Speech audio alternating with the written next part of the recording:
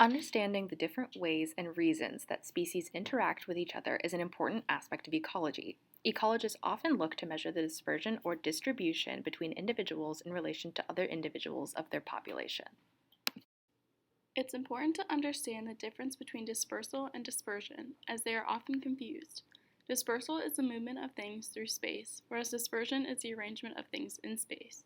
In ecology, dispersion specifically refers to the spatial arrangement of individuals within a population.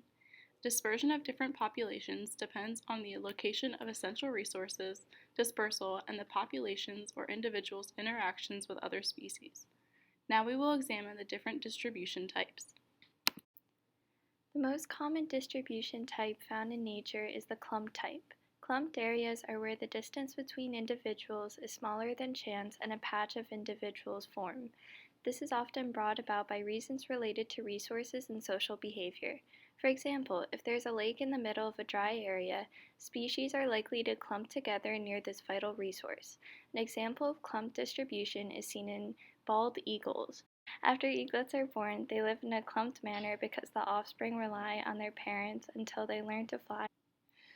A uniform type of distribution is found when distance between neighboring individuals is maximized. Territory is a primary influence in uniform distribution. For example, allelopathy is when an organism secretes some kind of chemicals which creates a territory where only that specific organism can thrive. This leads other organisms to set up shop right next to these territories and maximize the entirety of the space. Random distribution type is least commonly found in nature. This includes irregular spacing and the independent position of other animals. This may be caused by a large amount of resources, homogeneous environments, and low predation or competition. An important discovery regarding species distribution was the Jansen-Connell hypothesis. This essentially states that when organisms move far away from their parents, they will thrive more than organisms that stay closer to their parents. There are two components of territory, behavioral and ecological. A territory is defended behaviorally, and ecologically it is an exclusive area, meaning that there is no other organism or group found there. Statistical determination can be summed up by the following equation.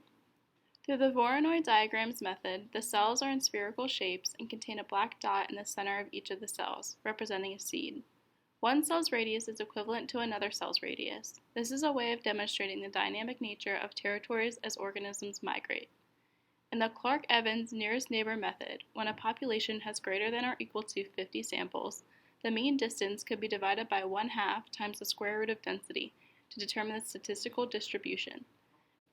A range is how a species is distributed throughout the world and where that distribution is limited. One example is the giant panda. Its habitats include temperate broadleaf and mixed dense forests of bamboo in southwest China, along the eastern edge of the Tibetan Plateau at altitudes of 1,200 to 4,100 meters. On average, home ranges for males are 8.5 kilometers squared, whereas home ranges for females are 4.6 kilometers squared. They were once more widespread but are now limited to Sichuan, Gansu, and Shanxi provinces, amounting to a total of 14,000 kilometers squared.